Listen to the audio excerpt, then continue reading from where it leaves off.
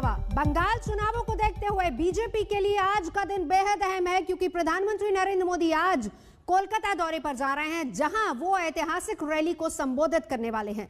और इस बड़े आयोजन के साथ ही औपचारिक तौर पर बीजेपी का मेगा पॉलिटिकल कैंपेन शुरू हो जाएगा। परिवर्तन का नारा, बदलाव की पुकार और ममता सरकार पर सबसे प्रचंड प्रहार को तैयार।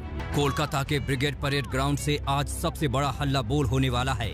बंगाल के सबसे बड़े दंगल में ममता सरकार के खिलाफ आज खुद प्रधानमंत्री नरेंद्र मोदी उतर रहे हैं। चुनावी जंग के बीच बीजेपी पीएम मोदी की इस रैली को ऐतिहासिक बनाने में जी जान से जुटी रही है।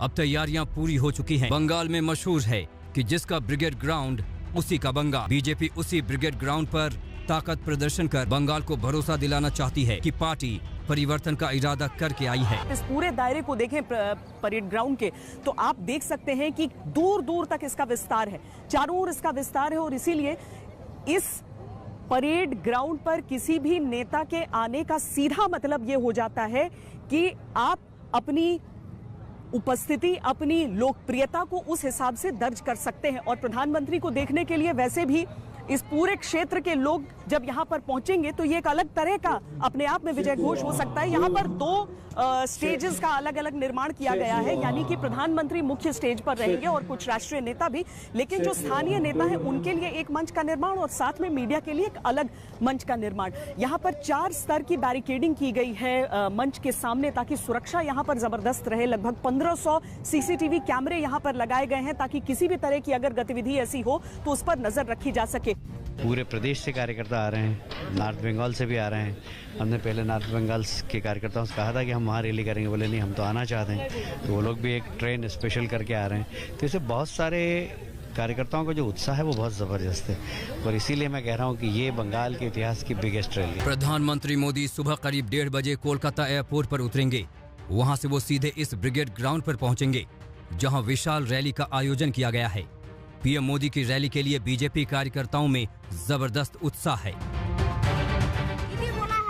परिवर्तन का खेला मगर मोदी जी दिखा दिया खेला किसको बोलता है। खेला तो ऑलरेडी हम लोग का चालू हो गया।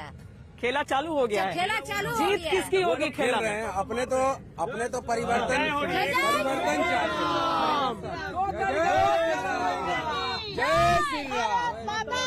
चुनाव आयोग की तारीखों की घोषणा के बाद प्रधानमंत्री के बंगाल में ये पहली रैली है। इस जनसभा के लिए सुरक्षा के भारी इंतजाम किए गए हैं। कोलकाता पुलिस और सुरक्षा एजेंसियां मुस्तैद हैं। पीएम के मंच के ठीक सामने 4 स्तरीय बैरिकेड किए गए हैं। भीड़ पर नजर रखने के लिए 1500 सीसीटीवी कैमरे लगाए गए हैं। मुख्य मंच के बगल में 2 और मंच बनाए गए हैं। एक पर बीजेपी नेता और दूसरे पर मीडिया कर्मी मौजूद रहेंगे। बीजेपी का दावा है कि पीएम मोदी की मौजूदगी में आज इस ब्रिगेड ग्राउंड पर नया रिकॉर्ड बनेगा। 70 दशक में हम लोग एक मुजीबुर रहमान और इंदिरा गांधी का एक मेगा शो देखे थे, उसके बाद तृणमूल कांग्रेस भी किए थे। हमको जो लग रहा है, जो लहर चल रहा है, हमको लग रहा है काल पश्चिम बंगाल का जितने सारे ब्रिगेड हुआ, जितने सारे इकट्ठा हुआ, जितने सारे लहर मिছিল हुआ, सब तोड़ देगा मोदी जी का मिছিল, मोदी जी का ब्रिगेड रैली सब तोड़ देगा। सबसे ज्यादा आदमी काले रहेंगे। पीएम की रैली के लिए बीजेपी ने जबरदस्त तैयारी की है। पार्टी नेता घर घर जाकर लोगों से मिले, उनसे रैली में शामिल होने की अपील की, ताकि ममता के खिलाफ ऐलान जंग में कोई कसर न रह जाए। श्वेता सिंह, प्रेमा राजाराम, पौलमी शाह और इंद्रजीत कुंडू के साथ अनुपम मिश्रा, कोलकाता आज तक। ब्रिगेड ग्राउंड पर होने वाली रैली में अभिनेता मिथुन चक्रवर्ती भी प्रधानमंत्री के साथ मंच पर मौजूद रहने वाले हैं। लेकिन बीसीसीआई प्रेसिडेंट सौरभ गांगुली को लेकर अभी भी कयासों का दौर लगातार जारी है। इस बीच ममता बनर्जी सिलीगुड़ी में आज रोड शो करने जा रही हैं। ब्रिगेड ग्राउंड पर जब बीजेपी का सबसे बड़ा मंच सजेगा तो पीएम मोदी के साथ उस मंच पर मौजूद रहेंगे अभिनेता मिथुन चक्रवर्ती। बंगाल के लिए मिथुन दा की अहमियत हर कोई जानता है। अब वो बीजेपी के मंच पर होंगे। इसकी कयासबाजी तो पहले से जारी थी, लेकिन बीती रात कैलाश विजयवर्गीय ने उनसे मुलाकात की तो कयासबाजी पर काफी हद तक विराम लग गया। विजयवर्गीय ने ट्वीट किया कि देर रात कोलकाता के बेलगाचिया में सिनेमा जगत के मशहूर अभिनेता मिथुन दा के साथ लंबी चर्चा हुई। उनकी राष्ट्रभक्ति और गरीबों के प्रति प्रेम की कहानियां सुनकर मन गदगद हो गया। मिथुन चक्रवर्ती से विजय वर्गीय की इस मुलाकात से सियासी तस्वीर साफ होने लगी है। सूत्रों के हवाले से खबर है कि पीएम मोदी के मंच पर पहुंचने से पहले मिथुन दा छोटा सा भाषण भी देंगे। उन्होंने इच्छा जताई है कि चुनाव में वो बीजेपी के लिए बंगाली मानुष से वोट भी मांगेंगे, लेकिन वो चुनाव लड़ेंगे या नहीं, इस पर अभी तक सस्पेंस बरकरार है। बाकी के लिए कब लिस्ट कब तक अनाउंस? 2-3 दिन का अंदर ही हो जाएगा। 2-3 दिन के अंदर हो जाएगी। और फिल्मी सितारों का क्या आगमन होने वाला है? टिकट मिलेगा? जो नेक्स्ट फेजेस है उसमें होगा। चर्चाओं में एक और अहम नाम है बीसीसीआई अध्यक्ष सौरभ गांगुली का।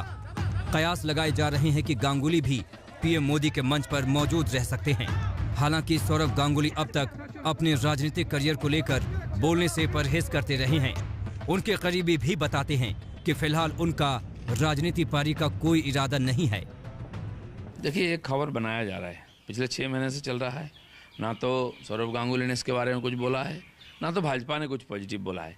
एक भाजपा का जो मोमेंटम है बंगाल में, उसको कमज़ोर करने के लिए एक साजिश के रूप में इस प्रकार न्यूज़ चलाया जा रहा है। इसके कोई सार है मुझे नहीं लगता है। लेकिन आप चाहते हैं सौरभ गांगुली आए?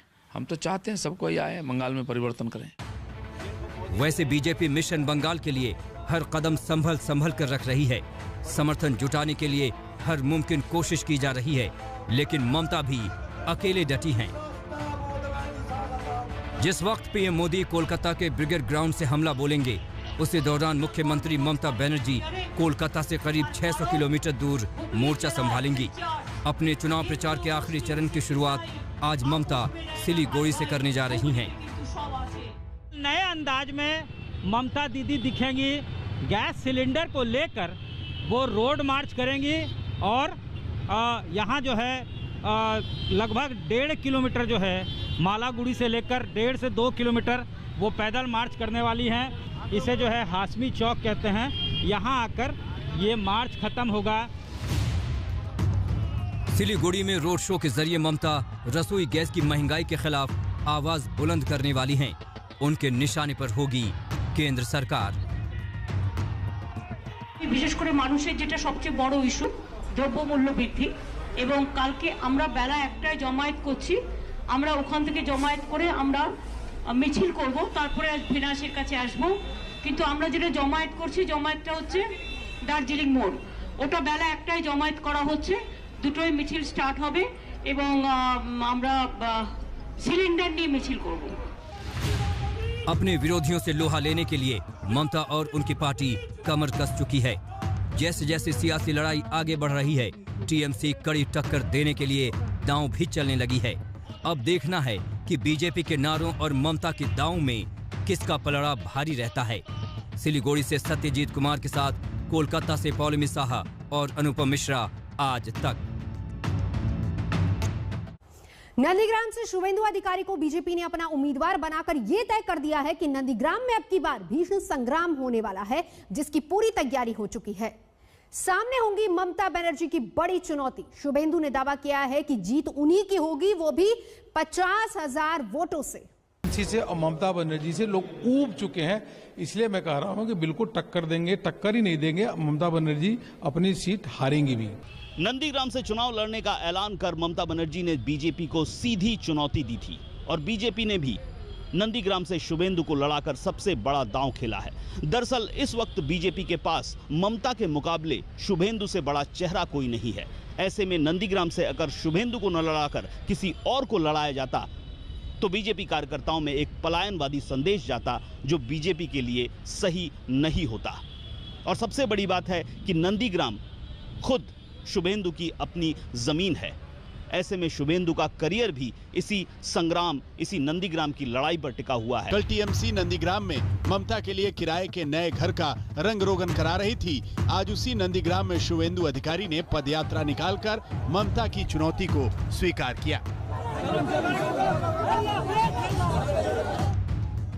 पदयात्रा के दौरान शुभेंदु का आत्मविश्वास देखिए। ऐलान कर रहे हैं कि नंदीग्राम में कमल खिलेगा, वक्त वक्त की बात है। इधर कमल जीतेगा, चलिए कमल का फूल जीतेगा। शुवेंदु अधिकारी का दावा है कि नंदीग्राम में वो ममता बनर्जी को 50,000 से ज्यादा वोटों से हराएंगे। खेला दिलचस्प है। नंदीग्राम आंदोलन के दो नायक क्रांति की जमीन पर अब आमने सामने। अब ये सच्चाई है कि पश्चिम बंगाल में जिस शुवेंदु अधिकारी फैक्टर को बीजेपी ट्रम्प कार्ड समझ रही थी, उसे दीदी की कड़ी परीक्षा से गुजरना होगा। शुवेंदु ताल ठोक रहे हैं। के लिए वो वोट कैंपेन के लिए आ रहा है, उसका मकसद पूरा नहीं होगा। इधर भाजपा का कैंडिडेट जीतेगा, ममता बनर्जी हारे, बुरी तरह से हारेगा। साल 2016 में विधानसभा चुनाव में शुवेंदु अधिकारी को 1,34,623 वोट मिले थे और सीपीएम के अब्दुल कबीर शेख को 53,393 वोट। इस तरह शुवेंदु अधिकारी ने 91,230 वोटों के अंतर से जीत दर्ज की थी। लेकिन तृणमूल कांग्रेस शुवेंदु अधिकारी को गंभीरता से लेने को तैयार नहीं। टीएमसी का दावा है कि ममता की आंधी में शुवेंदु तिनके की तरह उड़ जाएंगे। 2007 में नंदीग्राम आंदोलन से ममता बनर्जी ने लेफ्ट का किला ढहाना शुरू किया था, तो शुवेंदु अधिकारी ही ममता के नंदीग्राम आंदोलन के शिल्पकार रहे थे। वक्त का पहिया अब ऐसा घूमा है कि वही शुवेंदु क्रांति की उसी जमीन पर ममता के सामने खड़े हैं। ये भी साफ है कि जो इस लड़ाई में हार का सामना करेगा, उसका हश्र क्या होगा ये बताने की जरूरत नहीं। कोलकाता से अनुपम मिश्रा के साथ आज तक ब्यूरो। तो नंदीग्राम से बीजेपी प्रत्याशी बनाए जाने के बाद शुवेंदु अधिकारी ने खुद को वहां का भूमिपुत्र बताया और कहा कि वो अपनी जीत को लेकर 200% आश्वस्त हैं। सुनिए हमारे सहयोगी से उनकी पूरी बातचीत।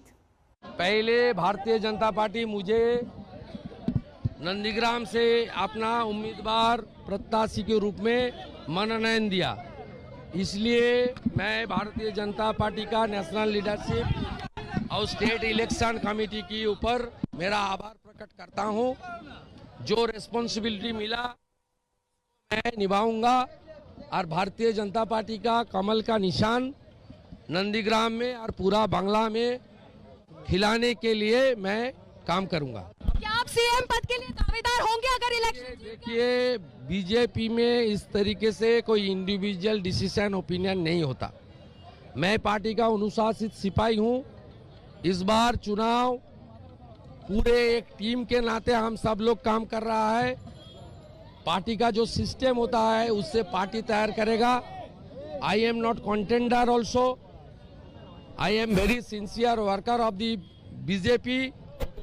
इसलिए इसमें हाइपोथेटिकल क्वेश्चन में कोई टिप्पणी मैं ही नहीं करूंगा। ममता बनर्जी भवानीपुर छोड़कर आई है। मैं बार बार बोल रहा हूं भाई, बहुत भारी मत से ममता बनर्जी जो भवानीपुर से भाग के उधर गया हेलीकॉप्टर से, वो हारने वाला है।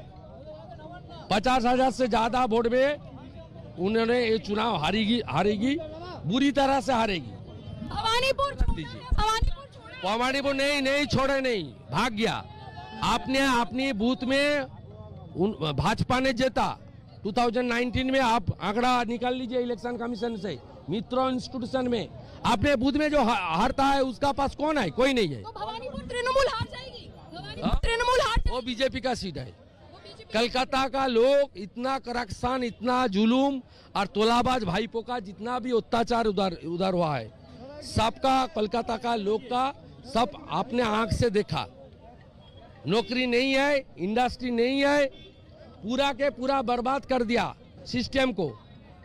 और फॉल से फायर, गुंडागर्दी, पूरा के पूरा गुंडा राज। और कॉरपोरेशन का कोई भी जो पब्लिक सिविक इम्यूनिटीज वो नहीं है। अम्फान का बाद इतना तकलीफ हुआ, लोग का माइंड में सब है। लोग चुनाव का दौरान वोटर मशीन में इसका समुचित जवाब आम जनता देगा। फिलहाल यहाँ रुकेंगे एक ब्रेक के लिए। आज तक पर खबरों का सिलसिला लगातार जारी है, देखते रहिए। नमस्कार, मैं हूं अंजना ओम कश्यप। हमें उम्मीद है ये वीडियो आपको पसंद आया होगा। लेटेस्ट खबरों के लिए यूं ही देखते रहिए आज तक, और इस वीडियो के पसंद आने पर लाइक, शेयर एंड सब्सक्राइब करना ना भूलें।